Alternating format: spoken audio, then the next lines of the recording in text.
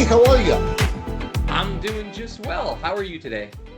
I'm doing great for a Tuesday. Wait a minute, it's Wednesday. Wait a minute, that's not right. Yes, it is Wednesday, but it's a purposeful thing just because last night was the start of a ceasefire. We wanted to see how that played out and give you the most up-to-date news on how it's impacting rates. So let's just go ahead and jump into that. Again, like I mentioned last night, 8 p.m. Eastern Time was the deadline for a ceasefire. I will not get into the political aspect of it and the very foul language and so on and so forth used by the president, but the market sentiment at the beginning of the ceasefire was actually really good. In fact, everything leading up to the past week has shown quite a significant improvement in the mortgage rate market. And a lot of it was for the fact that there was hope the strait would open. The ceasefire came, and part of that agreement was the Strait of Hormuz would open. So we had a massive bump, and we hit the very top of this Japanese candlestick. And as the day progresses, confidence in that ceasefire is beginning to wane. And that comes into the fact that 2 hours immediately after the ceasefire, Iran started shooting rockets at allies, and those allies went and started going after Hezbollah in Lebanon. And then Iran's like, whoa, don't go after our allies, if you want to call terrorists allies. Anyways, and then they decided... It's a mess. And then they decided, yes, we are going to let ships pass through the Strait of Hormuz, but we are going to toll them each like $1 million for every ship that passes through to pay for repairs.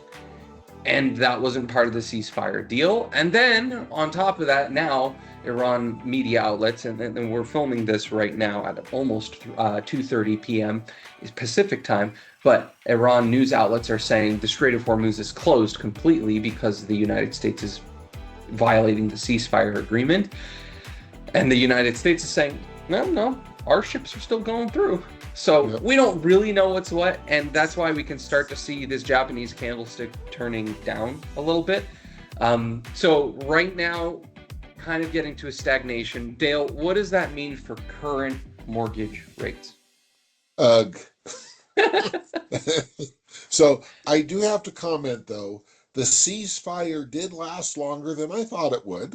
So, you know, I would have won that bet.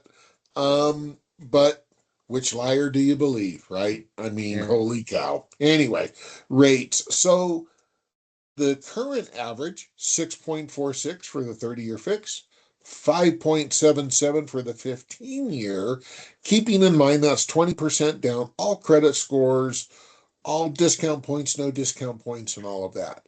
It is up sharp over, the last 2 weeks? And fortunately, hopefully we'll see some, I don't know about tapering off, but some steadiness there. So we'll see what happens. Right. And I think you're right on that. It's probably going to level out, if anything.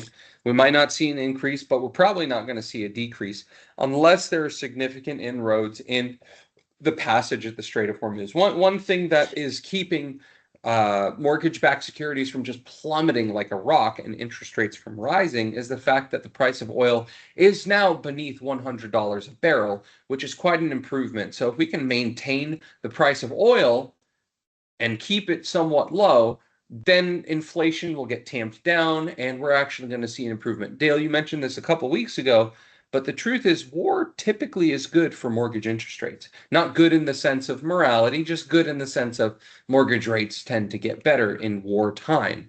So what we're really fighting is inflation pressure. So we mentioned the ceasefire, we mentioned the Strait of Hormuz. If we can keep ships moving through and oil can start dropping in price, then we're going to see improvements in that. But there's something on the radar that we need to put, and it's going to be the Federal Reserve in all of this. I don't think a lot of people are giving this attention, but Dale, they're releasing meeting minutes from March's meeting, and what we're seeing in all of these meeting minutes is they're actually pretty hawkish. They're wondering if target inflation is 2% and we are now getting to 3 or 4% and we stay there too long, all the conversation about dropping interest rates are out the window already. But Yep. now are we talking about raising interest rates? Yeah. So Yeah. It's a very delicate balance. The reality is over the last 2 weeks, 3 weeks, oil prices have driven everything. Uh, Rates have gone up. The stock market has plummeted.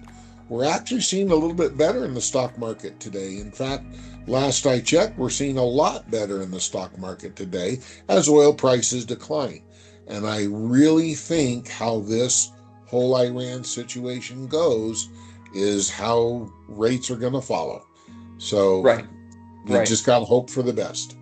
Yeah. So even if things stay put for these 2 weeks, the status quo is maintained on what it is right now.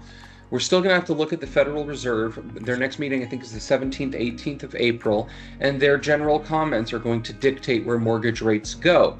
So, that being said, what's on the future horizon? My suspicion is that things are not going to improve. We're either going to have a stagnation or we're going to see mortgage rates rise yet again. So, buckle up at this time. If you have buyers, it's time to take this little brief moment of interest rate relief, get them in the market, get them locked, and then let things be what they are in the future. And same thing with anyone who's wanting to refi. Absolutely. All right, Dale, as always, thank you. You bet. Have a great day. All right, you too. Bye. Okay. Bye.